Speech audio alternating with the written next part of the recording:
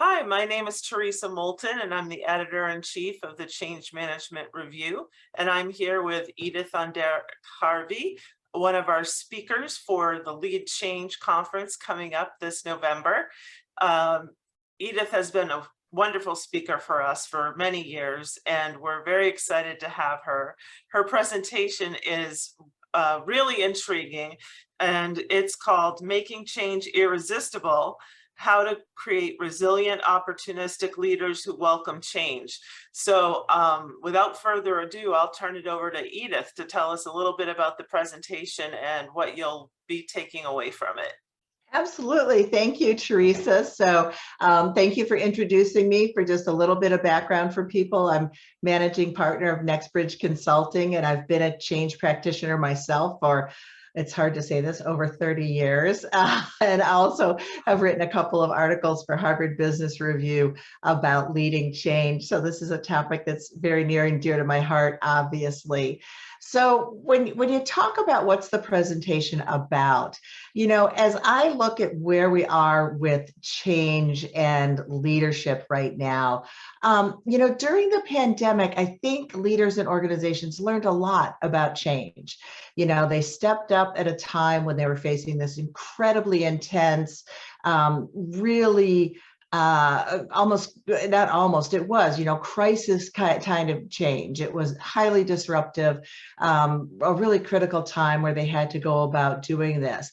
And, many of them did a really good job. They were sort of, faced with this thing that they had to take on, really took it on and moved it forward. However, leading in that kind of crisis way, I don't think is sustainable. When you're talking about strategic change and this sort of ongoing continual change that organizations have to do in order to remain competitive and engaging and all those kinds of things.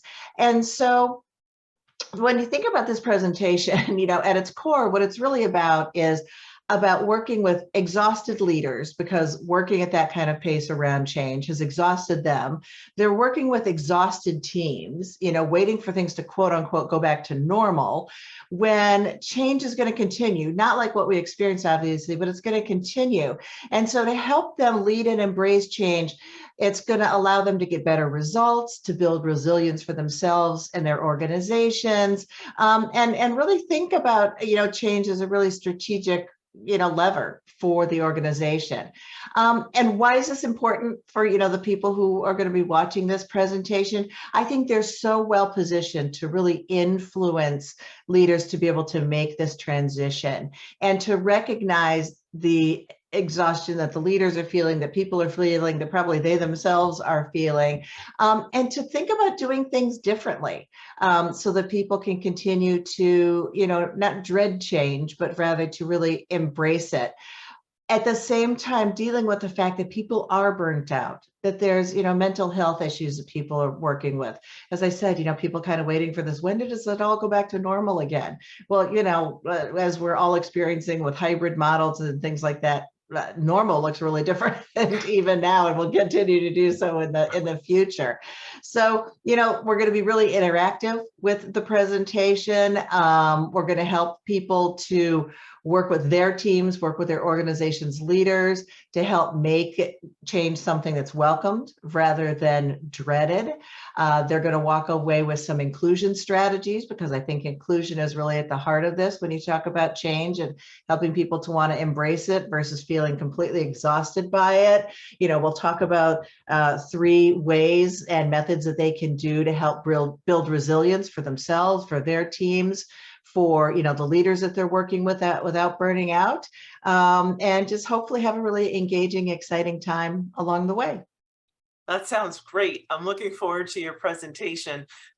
Edith always brings change leadership to the fore in a way that's very practical and very understandable. So very excited for this presentation. And I want to thank you so much for sharing a little bit about it with us today.